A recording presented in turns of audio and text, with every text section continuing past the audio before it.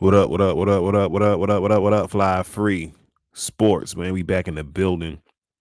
Been a while since I've done one of these, but had to do it because it's a big event at the Sphere in Las Vegas, man. I'm here to preview UFC Noches, aka UFC 306. Yeah, it's a pretty good fight card, man. Of course, everybody knows that this is occurring on the same exact night as Canelo is fighting a big fight literally across the street at T-Mobile Arena. So, he's fighting Edwin Berlanga, and it's kind of it's one of those competitive nights. You know what I mean? Which event will be talked about more? Which one will sell more? That kind of thing. Canelo, obviously the pay per view star, so he's gonna be a draw regardless of who he's fighting. So I think it's an interesting thing to keep an eye out for this Saturday. But we here for some UFC. So without further ado, I'm just gonna go through the main card. Just preview the fight a little bit. Um, there's 5 fights on the main card, so I'll just stick to those. First fight of the night on the main card, we got Ronaldo Rodriguez versus Uday Osborne. This fight has taken on new entertainment as of last night at the press conference. It was hilarious. Ronaldo Rodriguez, he stole the show last night. He was talking his shit, talking heavy in Spanish to Osborne. I know Osborne didn't know what he was talking about, but it was hilarious. Like, he was just going in on him, and Osborne, of course, had his little retorts. You know what I mean? Uh, basically saying he ain't fought nobody and all this, that, and like, whatever. Osborne is on a 2-fight losing streak. Rodriguez has been mowing the competition, even though a lot of people say it hasn't been the best competition, but he wins. You know what I mean? So, and I think this fight is an interesting one just because of what they made it yesterday. Um, I think Rodriguez is the favorite. He's the favorite in Vegas, and I do think that he will come out with a victory in this fight. No disrespect to Osborne. I think he's a talented guy. He's, like I said, he's on a 2-fight losing streak. So we'll see if he can bounce back and figure out a way to contain Rodriguez. But I do have Rodriguez winning that fight. Um, Second fight of the evening: Daniel Zellhuber versus Esteban Ribovic. This is a very, very, very good fight, man. Two guys pretty much in the prime of their career. Zellhuber, I believe, is 15-1, and Ribovic, I believe, is 13-1. Um, Zellhuber, the switch stance guy. Uh, Ribovic, the orthodox guy. This has fight of the night potential. Other outside of the main event, I think this has fight of the night potential. It's gonna be a war. I believe this fight is gonna be a war, man. Of course, I know y'all remember Ribovic back in, I think it was like May. I think he fought Terrence T-Rex McKinney, and go watch it. Just go watch Esteban Ribovic versus Terrence McKinney. Like, my goodness, bro. Terrence McKinney has taken some rough L's in his career, bro. Like, straight up. But Ribovic, like I said, that's his last outing. So, like, he's on a war path. Daniel Zellhuber, he's a competitor, man. He doesn't lose really like that either. So something has to give. I believe Zellhuber is the favorite in Vegas, but I think I'm going with the underdog, man. I think Ribovic is going to get it done. I don't have it's just one of those fights to me. It's like a 50-50 fight, and I hate saying 50-50 fight, but this is like the definition of one. You know what I mean? These guys are evenly matched. We'll see who can prevail, man. Which style will prevail, but I do have Esteban Ribovic winning this fight without getting into like too much detail. I think he'll pull out the fight. Um, yeah, so that's that for that one. What's the next fight? Man, this fight was supposed to happen on the recent card. I don't remember which one. I know it was like was it like 2-3 months ago? Brian Ortega versus Diego Lopez. And of course, Brian Ortega had to pull out of the fight because he was sick. I guess he was trying to get it together for, after the weigh-ins and the whole next day leading up to the fight, but couldn't get out there. So Diego Lopez ended up fighting Dan Ige. Dan Ige came in on short notice and gave a pretty game effort. Like he really stepped up to the plate, man, and put up a good effort. But Diego Lopez is one of those guys that's streaking right now, man. Like he's on a tear. He's been kind of tearing through the competition lately, and he's a very, very dangerous guy. So now at UFC Noches, we have that fight actually happening this time between Brian Ortega and Diego Lopez. Brian, it's so hard. It's so hard to bet against Brian Ortega, man. Like we've seen him against the absolute best guys in his division. We've seen him against Volk. He almost choked Volk out. You know what I mean? We've seen him against Yair Rodriguez a couple times. He got hurt in the first fight against Yair, and when they ran it back, Ortega, he started off slow. He actually rolled his ankle. This is the first time I ever seen this. This nigga Brian Ortega rolled his ankle in the intros as Bruce Buffer's talking and introducing this nigga. You know how fighters, they jump up and down and in excitement or preparation or whatever you want to call it. This nigga came down on his ankle like right as the fight is about to start. So like I was automatically thinking at that moment, like, oh, he about to lose. And plus I had money on that fight too. I had money on Yair and he let me down. Yair came out sharp, but Brian Ortega, being the vet that he is, man, he came ready, man. The jiu-jitsu won over. You know what I mean? He triangle choked him, and that was that. But like I said, man, he's been in there with the best competition in the world, man. He's been in there with Volk, Max Holloway, like you name it. Brian Ortega has seen it. So I think this is a very, very big test for Diego Lopez, who has, like I said, just been on a tear. And I think, man, like I said, it's hard to bet against Ortega, but I think Diego Lopez takes that next step up into the top of his weight class, man. I really think he'll be getting a title shot soon. Um, yeah, I think at featherweight, man, it's Ilya, it's Volk, it's Max, and after that is just I think Diego Lopez is that next guy. I don't know how he'd fare against those top three guys, but I think he will get his shot at one of those guys very, very soon. So I got Diego Lopez winning this fight, man. I'll say third round TKO. Give me Diego Lopez third round TKO. I know I didn't give a victory route to victory for the other fights, but I'll do it for these last three. So yeah, Diego Lopez third round TKO. Next fight, the rubber match. Valentina Shevchenko versus Alexa Grasso. Now these two have fought two times. Their last two fights are against each other, with Grasso winning the first and getting a draw for the second. I remember there's another one. This is another one. I remember the first fight they had. I actually lost money betting on Valentina Shevchenko to beat Alexa Grasso, and Alexa put on a show, and it eventually stopped her with a sub. So in the rematch, of course, it was just back and forth. It was back and forth, and that's what it was called. It was called a draw.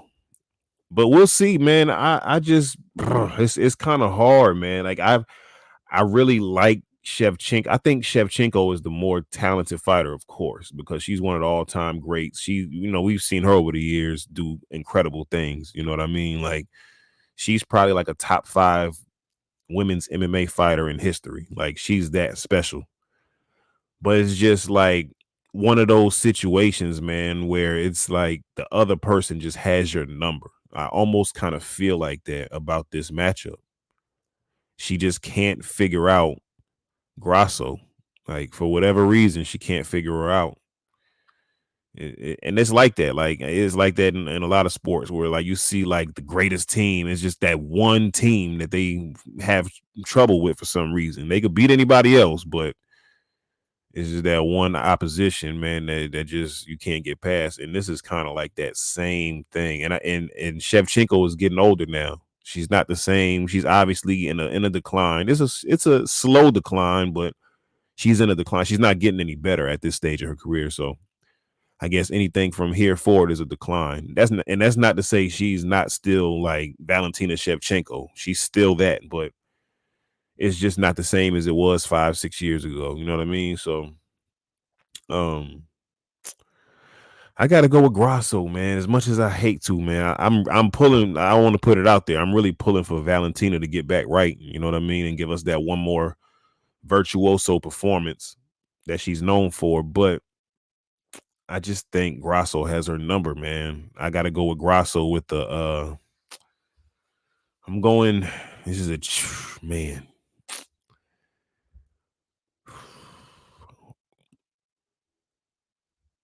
decision. I gotta go into decision. Alexa Grasso wins a decision. I think she wins something like. I think it'll be a very, very good fight, man. I think she wins something like 3 rounds to 2. Honestly, like I think it'll be one of those type of fights. But Grasso will get the better of the exchanges, I believe, and I just believe she'll win. I don't know. I'm getting that feeling. But like I said, I want Shevchenko to win badly, man. You know what I mean? So we'll see how it goes. But I got Alexa Grasso. And on to the main event of the evening. Sugar Sean O'Malley versus Marab the Machine Dvalishvili. Very long time coming, especially for Marab.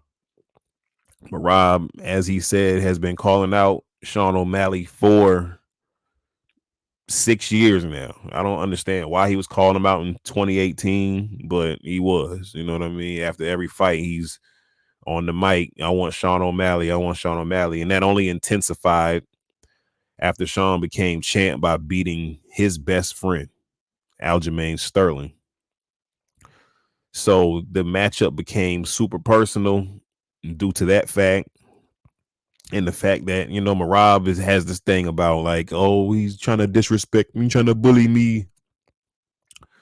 Marab is a character. I like Marab though. I'm not gonna lie to you. I do like Marab. I like his personality. He's a funny dude. Like he's entertaining. But y'all know how I feel, man. Sugar Sean O'Malley is my favorite fighter in the UFC. Sniper extraordinaire. The footwork is unparalleled. We know coming into this fight what Sean O'Malley is gonna do. He's probably like one of the more elite counter strikers that you'll ever see in your life. You know what I mean? He's gonna make you make mistakes, and you make one little mistake and you're out of there. The night is over. You're looking up at the in this case, you looking up at the sphere screen, and it's good night. But as far as the fight goes, man, I think I'm interested to see how Marab comes out, man. Like, does Marab come out the way he usually does, with his hair on fire, shooting takedowns, spamming takedowns, or does he let himself settle into the fight? Now, it's a dangerous game. We know this. Like, if you're fighting Suge, it's a dangerous game to stand on the outside and try to box with him. Like, Marab doesn't have too many options other than to spam his takedowns, because you cannot let him stand at range and pick you apart the entire night. But the risk with that is once he knows that you have to come and get him, then you leave yourself susceptible to those overhand rights, man. You leave yourself susceptible to that. Suge is going to feint you to death. We'll see how effective the feints are with Marab. Marab usually is real spastic, so he'll probably bite on a few feints. which is also dangerous. It's one of those fights, man, where Marab can really, he has to make it a dirty fight. And that goes for anybody who's fighting Sean O'Malley. You got to make it a straight war. You have to make it a war. Piotr Jan did that, and he's had the most success out of all the top guys that have fought Sean O'Malley. So you have to make it you got to make it a brawl. He doesn't want to brawl. That's not what he does. He's a technician. He wants to stay on the outside. He wants to stay at range, manage the range, and pick you apart until he finds the big shot to put you out. That's just the way he fights. You know what I mean? So, and I think another thing I'm looking forward to, I actually, and I haven't said this before, but I want to see Marab get him down. I want to see Suge's ground game, man. Like, because I know for a fact he works very, very hard at it down at Red Hawk Academy with Tim Welch, the GOAT. You know what I mean? I already told y'all Tim Welch is the GOAT coach in MMA. I don't care if he's 34 years old. He's the GOAT, man. He just be having his soldiers ready for war. You know what I mean? He's a different kind of dude. You know what I mean? So, and like I said, I know they work on wrestling and grappling daily. You know what I mean? So I'm really, really interested to see Marab take him down and see how Suge adjusts to that. And I actually think that Marab will get him down. I think he'll get him down early. I think he'll get him down early in the first round. I'm not gonna lie. I think he'll get him down early, and then we'll see the adjustments. Now, I think the what people aren't really saying is I think Suge has the chance to sub Marab more than Marab has the chance to sub him. Marab is not that effective jujitsu wise. Like he doesn't use a lot of jujitsu. His shit is more like ground and pound. Like he'll wrestle you, ground and pound, or you know what I mean, get you tired, let you back up. You're back in the middle. But that's a dangerous game too. You can't keep letting the most dangerous striker in the UFC get back on his feet. You have to grind out a victory that way. If you're gonna, that's really Marab's only path to victory is to just wrestle for 25 minutes, shoot takedowns, and wrestle for 25 minutes. You can't say, "Oh, Marab is going to finish him." Marab doesn't really finish too many fights. Like he has a lot. Go look at Marab's record and go look at the results. He is a lot of decisions, a lot of decisions. So I don't see a path where he stops the fight. I just don't see that. Um, but I do, like I said, I do want to see Suge's wrestling, man. Like I think it's time. Like I want to see it, and I want to put like a rumor to bed, so to speak. You know what I mean? Like people, oh, he can't wrestle. We got to take him down and da da da. But the crazy shit is, it's hard to get that man down just because of the footwork. The footwork and the way he manages distance. You're putting yourself at risk really a lot trying to put him down. And I think Aljo faced that when they fought. I think he realized when he got in there with him, this is not going to be easy to take him down. He didn't really try. You know what I'm saying? He had the one shit where Sean fell up against the cage. He fell, and then Aljo rushed him up against the cage, and he tried to take him down with a little single leg, but that wasn't really a shot. You know what I mean? That was more of an error by Suge falling down, and that you saw how that ended. But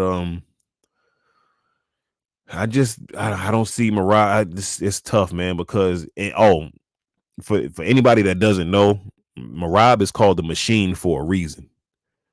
This motherfucker has the best cardio I've ever seen in my entire life from a fight. Like this nigga can fight at 100 miles per hour for 25 straight minutes. It is the most ridiculous shit that you'll ever see. So in that regard, he's scary regardless, because if anybody's getting tired, it's the other guy. Marab is not going to get tired before you, which is why it's very, very important. I think is another thing that I'm gonna predict this right now. I think Suge will attempt a lot of leg kicks. I think he'll use his length, and I think he'll throw a lot of teeps. I think he'll throw a lot of teeps and a lot of leg kicks to try to keep Marab at bay. And then it's gonna be that one time where he let him come in and snipe him. I got Sugar Sean O'Malley with the first round KO. Towards the end of the round, though, like I think they'll have it'll be interesting for about 3.5, 4 minutes, and I think by the end of the round, he'll put him away. That's my prediction for that one. First round KO, Sugar Sean O'Malley, and still, I just think that's the way it's gonna end. You know what I mean? Marab is very, very dangerous though, man. Like he's very dangerous, but I just don't think he's seen anybody with the footwork and precision that Sugar Sean O'Malley has, man. Like I just don't think he's seen that. And we've seen Marab get caught by guys with way less striking talent. So that's very, very alarming. And that's why I said, like, I think he'll, he's talking a big game about, yeah, I can knock out Sean O'Malley and I'm gonna knock him out. But I think that's just some shit that he's throwing out there to try to make him think that he's gonna stand with him. But I don't think I think he's gonna go for a takedown within the first, I say like the first 15 to 20 seconds of the fight. I think he'll be shooting. I do. I don't. I think he's gonna try to wear him out from the opening bell. That's what I see. But I do have him getting stopped towards the end of the first round, man. And still, like I said, hey, man, Suge, man. Niggas know what it is, bro. And I'll tell you this. After this fight, I want them to put the camera on Aljamain Sterling's face. Like, you remember that? You remember on Temptations where that nigga David Ruffin was explaining to the dope man, or the dope man was explaining to David Ruffin how the Temptation, how he told the Temptations that David ain't coming out, and that nigga David Ruffin said, "Oh, this is face." I want to see Aljo's face, nigga. Aljo's face.